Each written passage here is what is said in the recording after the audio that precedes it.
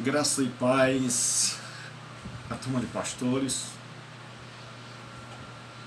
Mais uma vez estamos gravando à noite para abastecê-los com as aulas e que ninguém fique prejudicado durante essa quarentena. Durante essa quarentena você vai ter muito tempo para ouvir de novo, ler e reler o material para que o aprendizado seja eficiente, suficiente e abençoador.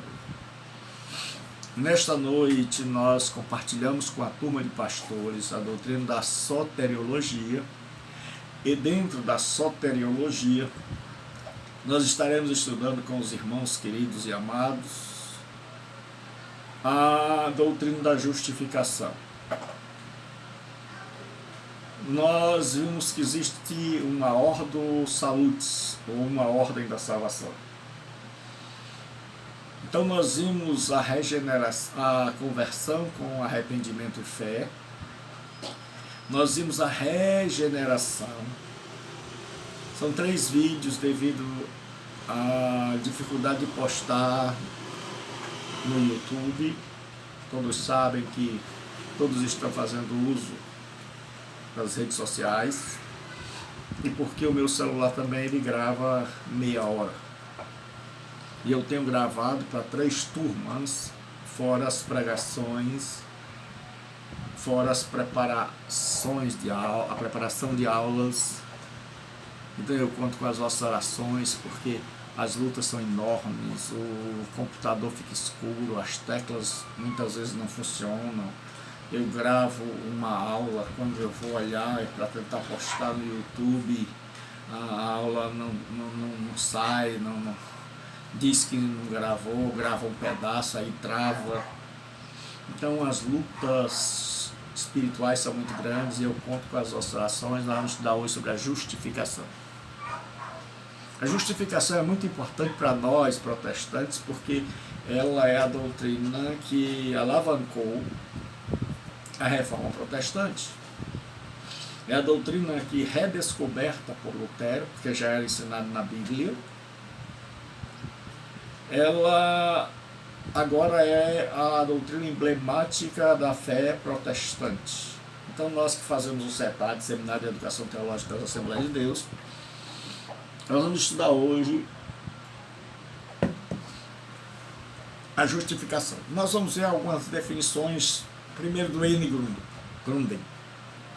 É um ato instantâneo e legal da parte de Deus pela qual ele considera os nossos pecados perdoados e a justiça de Cristo como pertencente a nós e declara-nos justos à vista dele. Wayne Grudem.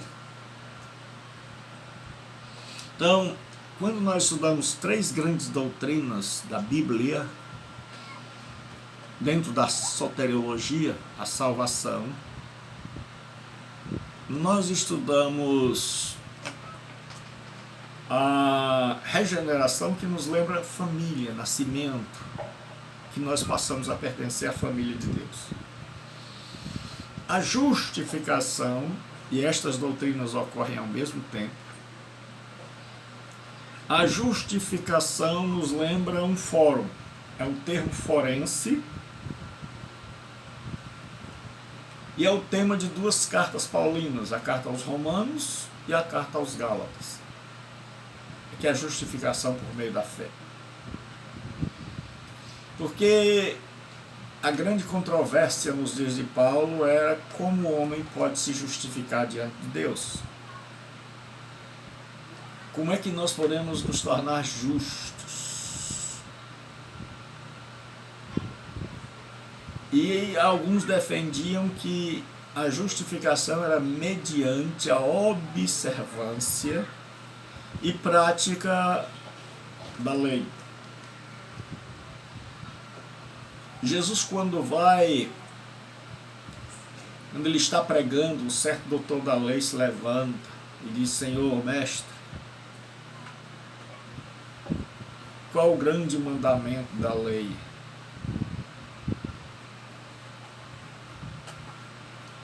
Jesus pergunta, porque ele se levanta, diz a Bíblia, para o experimentar Ele era aquele tipo de aluno que vem para causar. Ele não queria aprender. Ele queria tirar de Jesus Cristo a validade, a veracidade do seu ensino. Colocar em xeque, em dúvida,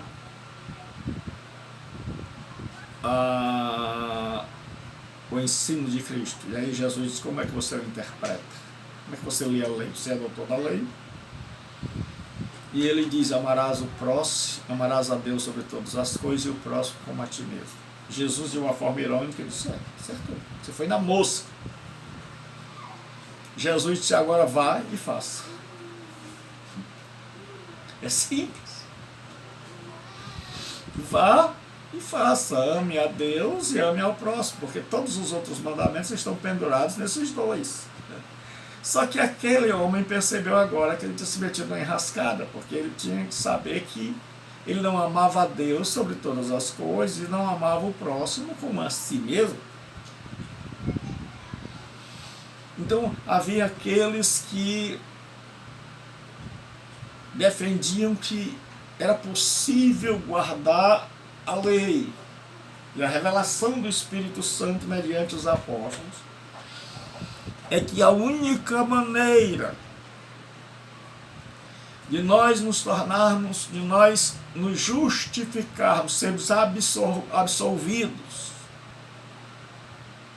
da condenação é mediante a fé no sacrifício de Jesus Cristo a nosso favor. Então, a justificação vai lembrar que nós estamos debaixo de condenação, que Deus é o justo juiz, que o diabo é o nosso acusador e que Jesus Cristo é o nosso advogado, e que pela fé o veredicto de Deus não é condenados, mas justificados, pois, pela fé. Então, vale de forma introdutória salientar que nós não somos justos, nós somos justificados.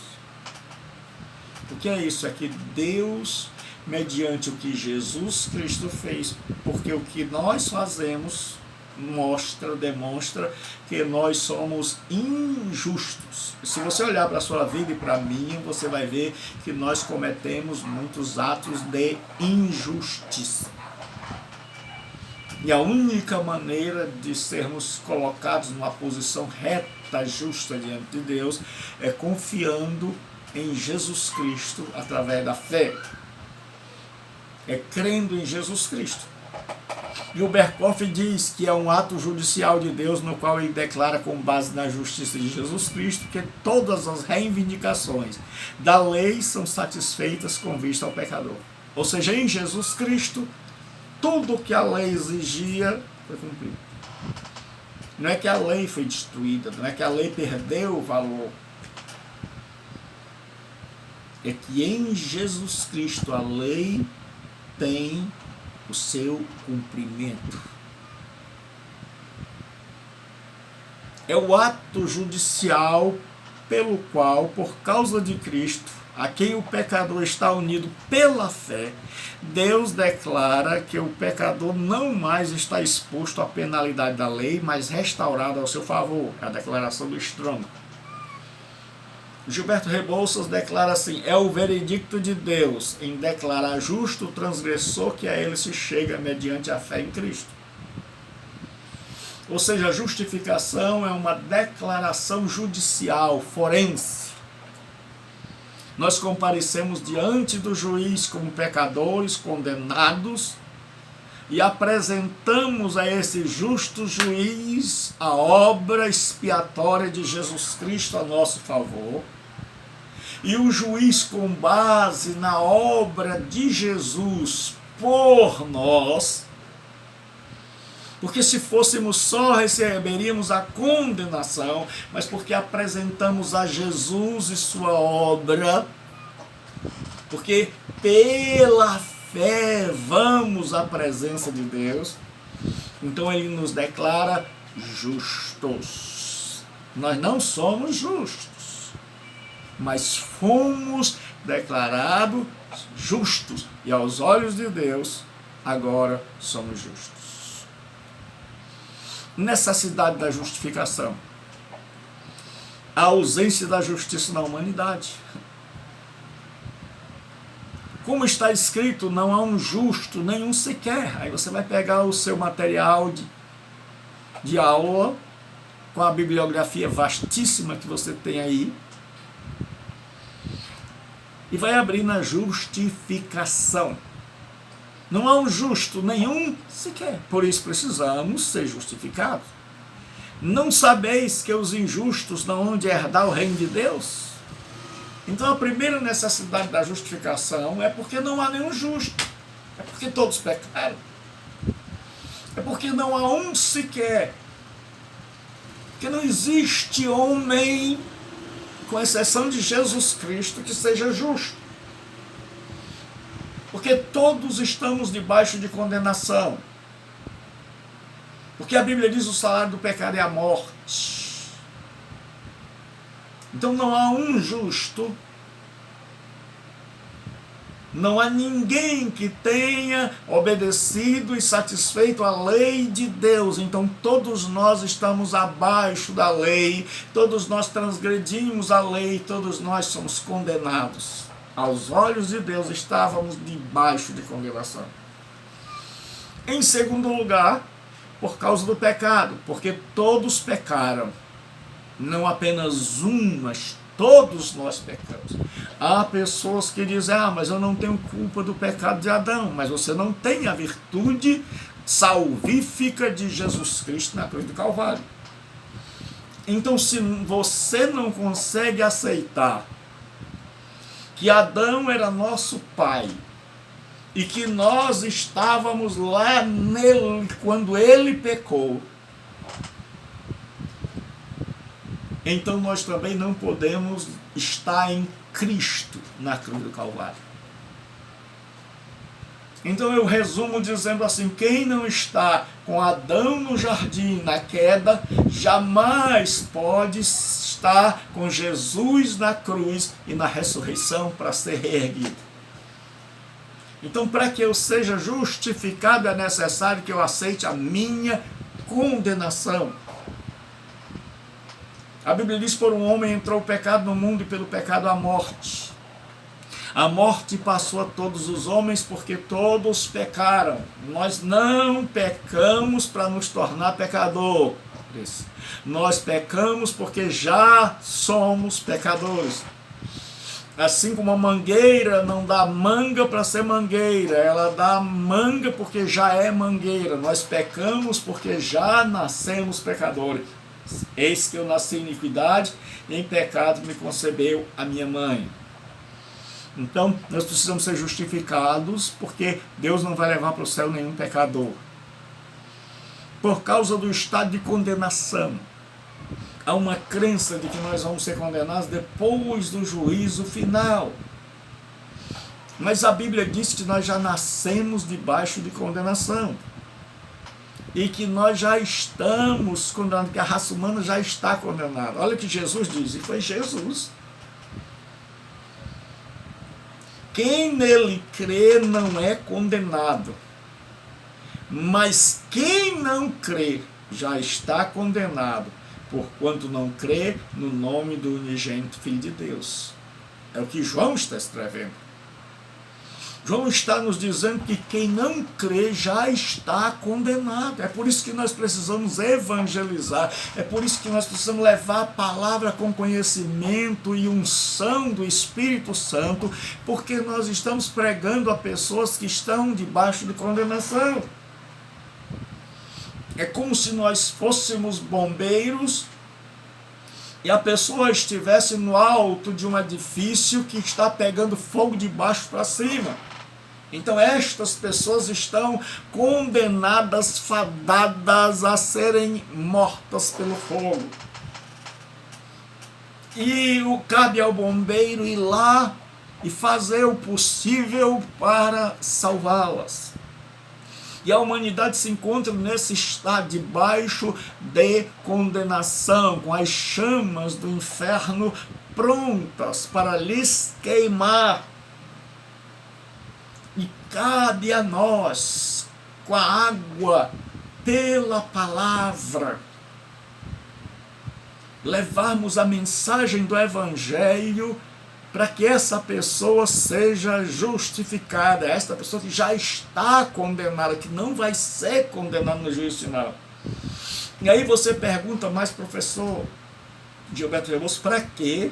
Então vai haver o juízo final, para que a pessoa saiba por que ela vai para o inferno. Para que a pessoa possa dizer, Senhor, tu tens razão, tu tens razão. Por causa da exigência da lei. Miqueias 6:8 diz assim, ele te declarou ao homem o que é bom e o que o Senhor pede de ti, senão que pratiques a justiça e ame a benignidade e andes humildemente com o Senhor teu Deus. A lei exige 3 coisas, que ames a justiça, que pratique a justiça. É impossível ao ser humano praticar a justiça sem a graça de Deus. A um ser humano não regenerado praticar justiça, ser justo. Em algum momento ele vai ser injusto, para não dizer que todas as suas ações são injustas, porque estão maculadas pelo pecado. E aí ele diz assim, que ames a benignidade. É difícil a gente amar o bem, amar o que é bom. É muito mais fácil, por causa da nossa natureza inclinada para o mal, amar o que é ruim. E andes humildemente com teu Deus, e ande com Deus. É difícil andar com Deus. Paulo diz, a lei é espiritual, mas eu sou carnal. E a Bíblia diz, não andarão dois juntos se não houver entre eles acordo. Então, o injusto não pode andar com Deus justo. E aí, precisamos sermos justificados. E a fonte da justificação, de onde é que vem, de onde emana, de onde deriva? A graça é a fonte da justificação. Graça é favor imerecido. É charis no grego. É a graça. Paulo diz assim, porque pela graça sois salvos, mediante a fé, isto não vem de vós, é dom. Entendeu? Pela graça sois salvos, mediante a fé, isto não vem de vós, exclui as nossas obras, é dom de Deus. Aí ele diz assim, sendo justificados gratuitamente pela sua graça. Nós fomos justificados gratuitamente pela sua graça, pela redenção que há em Cristo Jesus. Redenção quer dizer comprar de volta. Então a justificação é baseada na redenção. Então Jesus nos comprou, Jesus pagou a Deus a minha culpa, a sua culpa, e hoje nós somos justificados pela graça e não de graça. De graça é se Deus não tivesse feito nada, se Deus simplesmente dissesse, eu vou esquecer o que vocês fizeram, mas Deus não esqueceu porque Ele é justo. E em sendo Deus justo, não pode passar a mão sobre o pecado. Então o que ele fez? Mandou alguém para morrer em nosso lugar. E em Jesus morrendo em nosso lugar, Deus agora pode nos perdoar. E Paulo diz que ele é justo e justificador de quem tem fé em Jesus Cristo. E Paulo diz assim, então, salvo de graça, é se Deus não fizesse nada. Salvo pela graça, é que os meus pecados e os seus foram cancelados, porque foram pagos por Jesus Cristo. Então nós somos salvos pela graça, mas não de graça. Para que, sendo justificados pela sua graça, sejamos feitos herdeiros segundo a esperança da vida eterna. Então a fonte da salvação é a graça, é o favor imerecido. Ninguém merecia ser justificado, mas Deus escolheu nos justificar. E justificar pela fé. Dois aspectos da justificação. Justificação é mais do que perdão. Na justificação nós temos o cancelamento da dívida.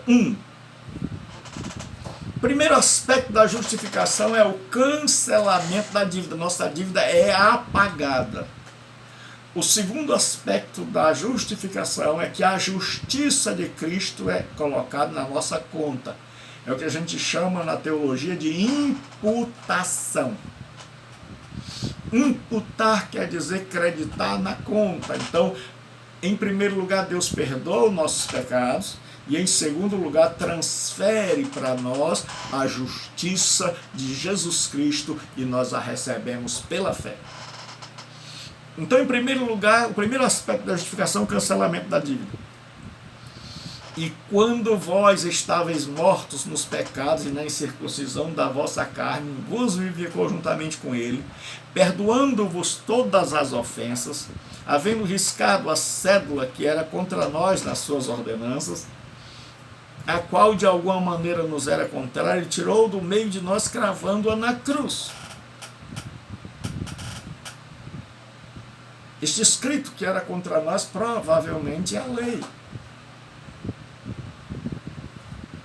E na cruz a lei se cumpre, a lei exige a morte do pecador. Toda alma que pecar, essa morrerá, o salário do pecado é a morte. E Jesus cumpriu a lei, morrendo no meu lugar. Por isso, Paulo pode dizer: nenhuma condenação há para os que estão em Cristo Jesus. Nenhuma lei pode mais condenar aqueles que estão escudados, aqueles que estão guardados, aqueles que estão confiantes em Jesus Cristo como seu único e suficiente Salvador. Naquela época era costume as pessoas, quando pagassem uma conta, fixar na porta para quando o cobrador passar a saber. E Paulo, sabendo disso, ele coloca que Jesus não fixou na porta, mas na cruz, que lá tem o nosso pagamento. Aí ele diz assim: cravou na cruz. Lá na cruz do Calvário tem o cancelamento da minha dívida sua. Essa dívida que atormenta você, esse pecado que te consome, esse pecado que te tira o sono, esse pecado que te adoece, esse pecado que te amargura, esse pecado que te inviabiliza a vida, foi cancelado, foi pago, e a conta rasgada e riscada por Jesus Cristo. Bem-aventurados aqueles cujas maldades são perdoadas e cujos pecados são cobertos. Paulo diz em Romanos 4 e 7. Em segundo lugar, nós temos, em primeiro lugar, ele cancela a dívida. Nosso pecado é apagado, nossa conta é zerada, nosso débito não existe mais, nossa folha corrida é limpa, e agora nós estamos purificados e perdoados aos olhos de Deus. Isso é maravilhoso, é tremendo. Eu convido você que me ouve, porque não estou apenas dando aula para uma turma limitada, mas Deus, em sua bondade, ampliou a minha sala de aula para de um auditório maravilhoso e confortável, para em todo lugar onde a pessoa acesse o YouTube e possa aprender a palavra de Deus, que Deus tem misericórdia de nós. Grande é a responsabilidade. Em segundo lugar, vem a imputação da justiça. Deus nos perdoa, nós ficamos puros, e agora Ele coloca sobre nós a justiça de Cristo. Ele nos reveste com a justiça de Cristo. Aquele que não conheceu o pecado, Jesus, Ele o fez pecado por nós, o Pai. Jesus se tornou pecado no meu lugar. Jesus assumiu o meu lugar. O castigo que nos traz a paz estava sobre Ele, e pelas suas pisaduras nós fomos sarados. Nós fomos sarados. Deus é maravilhoso. Diz assim: para que nele, em Cristo, fôssemos feitos justiça de Deus. Deus, sendo justo, não podia nos perdoar sem que alguém pagasse. Aí mandou seu filho para pagar os nossos pecados, para poder gratuitamente oferecer a mim e a você o perdão. E você que está me ouvindo, que vai para além da sala de aula, Deus oferece a você perdão. Isto é a justiça de Deus pela fé em Jesus Cristo para todos e sobre todos os que creem. Veja que há aqui um fator limitador. Ele diz a justiça de Deus pela fé em Jesus. Só há um meio de nos acertarmos com Deus. Deus é justo, nós somos tortos. Nós somos ímpios. Mas mediante a fé, a justiça de Deus pela fé em Jesus Cristo para todos. Significa que essa oferta é universal, é uma oferta para todos. E sobre todos. Mas há um fator limitador, diz assim, todos os que creem. Deus não vai justificar aquele que não crê, aquele que não se arrepender, aquele que não abandonar seus pecados. Porque não há diferença. Então a justiça pela fé para todos. Então não é o que eu faço, é o que Jesus Cristo fez. Não é o que eu sou, é o que Jesus Cristo é. E aí quando eu creio nisso, eu descanso nele. E eu vou mudar minha vida não para ser salvo, mas porque eu já fui salvo. Não para me justificar, mas porque eu já fui justificado e agora eu tenho que andar como alguém que recebeu a graça da justificação em sua vida miserável. Agora nós vamos ver 2 exemplos na Bíblia de cancelamento de imputação da justiça. O primeiro ocorre no Antigo Testamento, no capítulo 3, no livro de Zacarias, onde o sumo sacerdote está diante do anjo do Senhor, com vestes sujas, representando a nação de Israel,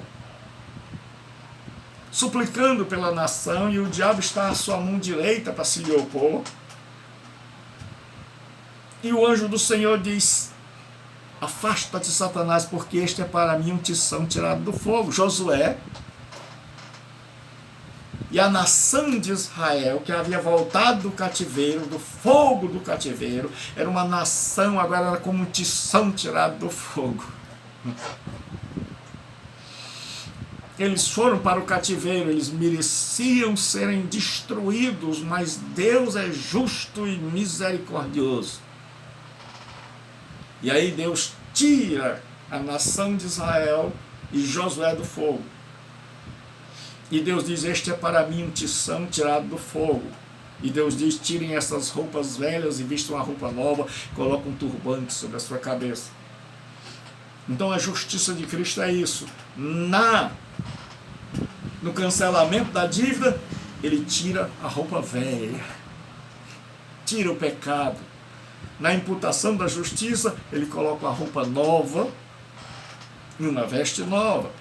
Outro texto é tirado no Novo Testamento, da pequena carta de Paulo a Filemon. Filemon era o dono de um escravo chamado Onésimo, que fugiu e foi preso e teve a sorte de ficar na cela com Paulo. E Paulo o evangelizou preso e o ganhou para Cristo. Porque a palavra de Deus não está presa. Nós estamos em quarentena, mas a palavra de Deus não está em quarentena. Nós temos que nos reinventar e levar a palavra para milhares e milhares de pessoas que estão aí na internet, por meio das redes sociais, e vamos alcançá-las para a glória de Deus. Então, Paulo chega, manda Onésimo de volta para Filemon, e naquela época o patrão, o dono, podia até matar. E Paulo fala as duas coisas assim, recebe como a mim mesmo, imputação da justiça. Paulo diz, não receba mais como um escravo, fujão, como um pecador, como um desertor, como alguém que errou. Receba como você receberia a mim. E Paulo diz assim, se te deve alguma coisa, coloca-o na minha conta. Cancelamento da dívida. Paulo disse, o que ele te deve, cobre de mim. Jesus Cristo pagou a Deus o que eu e você devíamos. E Paulo diz, recebe-o como a mim mesmo. Então, na justificação, nós temos o cancelamento da dívida e a imputação da justiça. Os nossos pecados são perdoados, mas não é apenas perdão de pecados. A justiça de Cristo é colocada sobre mim. E quando Deus olha para mim,